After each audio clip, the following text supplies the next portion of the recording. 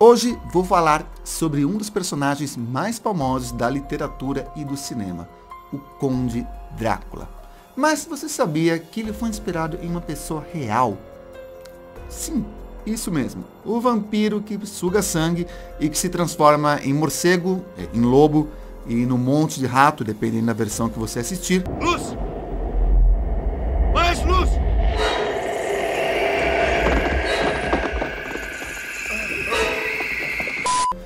Foi inspirado em uma pessoa real. Pessoa essa que viveu na Romênia. Estou falando do príncipe Vlad III, conhecido como Vlad Tepes ou Vlad o Empalador. E afinal de contas, o que a Igreja Católica tem a ver com isso?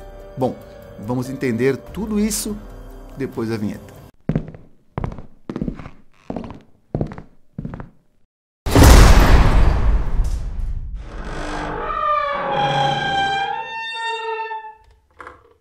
Fala pessoal, meu nome é Nicolas, eu sou um neuromágico. Se é a sua primeira vez aqui no canal, seja muito bem-vindo.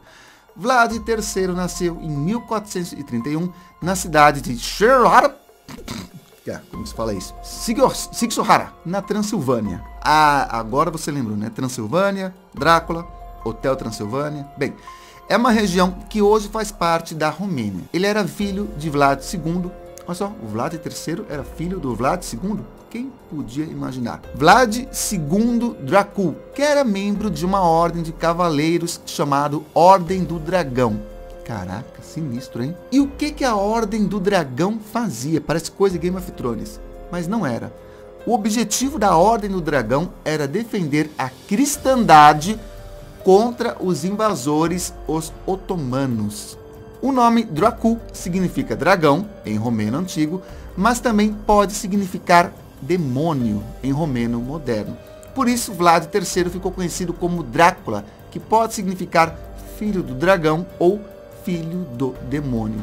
Vlad III teve uma infância difícil e violenta. Quando ele tinha 13 anos, ele e seu irmão Radu foram entregues como reféns ao sultão otomano Murad II, que os manteve preso por 6 anos. Nesse período, Vlad foi torturado e humilhado pelos turcos, enquanto Radu se converteu ao islamismo e se tornou amigo do sultão. Essa experiência marcou profundamente o Vlad, que desenvolveu um ódio mortal contra os otomanos e contra o seu próprio irmão. Em 1448, ele escapou e voltou para Valáquia, que é uma província ao sul da Transilvânia, que era governado pelo seu pai. Ele tentou assumir o trono, mas foi derrotado pelo seu primo Vladisk II. Está muito parecido realmente com Game of Thrones. O Vladisk II era apoiado pelos turcos. Em 1456, finalmente o Vlad conseguiu se tornar príncipe da Valáquia depois de matar o seu primo Vladisk II em uma batalha, o mesmo primo que o havia derrotado anteriormente. Então, ele iniciou um reinado de terror contra os seus inimigos internos e externos. Ele mandou executar todos os nobres que eram suspeitos de traição ou corrupção. Ele também perseguiu comerciantes saxões que controlavam as cidades da Transilvânia e que prejudicavam os interesses da Valáquia. Ele ainda enfrentou várias invasões dos otomanos que queriam conquistar a sua terra. O método favorito do Vlad para punir os seus adversários era o empalamento. Ele mandava cravar uma estaca de madeira das suas vítimas, enfim, e os deixava agonizando até a morte. Ele fazia isso com milhares de pessoas, incluindo soldados turcos, nobres valaquianos, comerciantes saxões e até monges e padres. Ele gostava de assistir o sofrimento das vítimas enquanto comia ou bebia vinho. Que nojo! Ele também gostava de empalar animais e colocava em locais públicos para intimidar as suas vítimas. A fama de Vlad se espalhou pela Europa e ele ganhou o apelido de Tepes, que em romeno significa empalador. Ele também foi chamado de Drácula pelos saxões e pelos húngaros, que usavam a palavra Dracul como sinônimo de diabo. Muitas histórias e lendas sobre as atrocidades de Vlad foram escritas e divulgadas pelos seus opositores, especialmente pelos alemães que queriam difamá-lo ainda mais. Em 1462, Vlad enfrentou a maior invasão otomana da história. liderada pelo próprio sultão Mehmed II, que tinha conquistado Constantinopla em 1453. Vlad resistiu bravamente e usou táticas de guerrilha para atacar os turcos. Ele também mandou empalar cerca de 20.000 prisioneiros turcos e os colocou em um campo perto da capital valaquiana. É o nome disso aqui. Targovist. Quando Mehmed chegou ao local, ficou horrorizado com a visão dos corpos empalados e decidiu recuar. Essa cena ficou conhecida como a Floresta dos Empalados. Apesar de ter conseguido repelir os otomanos, Vlad perdeu o apoio dos húngaros, que o acusaram de traição.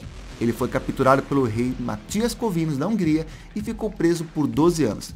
Ele só foi libertado em 1474, depois de se casar com uma parente do rei e de se converter ao catolicismo. Ele tentou recuperar o trono da Valáquia, mas foi morto em uma batalha contra os turcos em 1476. O seu corpo foi decapitado e a sua cabeça foi enviada ao sultão Mehmed como um troféu. A história de Vlad, o Empalador, inspirou o escritor irlandês Bram Stoker a criar o personagem Conde Drácula, um vampiro que vive na Transilvânia e que se alimenta de sangue humano. Bram Stoker usou algumas referências históricas sobre Vlad, como seu nome, seu apelido, o seu castelo e a sua crueldade, mas também inventou vários elementos fantásticos, como a sua imortalidade, a sua transformação em morcego, a sua vulnerabilidade ao alho, a cruz. Será que é inventado mesmo? O livro foi publicado em 1897 e se tornou um clássico da literatura gótica. Ele também gerou inúmeras adaptações para o cinema, teatro, televisão, quadrinhos, enfim.